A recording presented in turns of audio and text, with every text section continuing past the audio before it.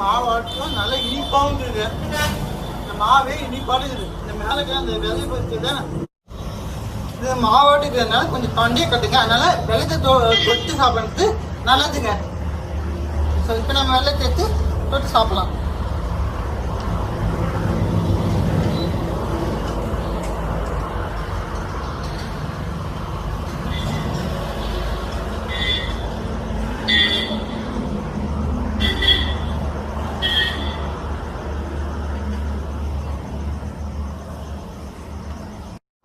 இது வந்து நீங்கள் குழந்தைகிட்ட கொடுத்தீங்களன்னா நல்லா வெள்ளத்தை தொட்டு கொடுங்க. அப்போ குழந்தைங்களுக்கு தொண்டை கட்டாதுங்க. அதே மாதிரி குழந்தைங்க சாப்பிட்டாங்கன்னா நல்லா விரும்பி சாப்பிடுவாங்க.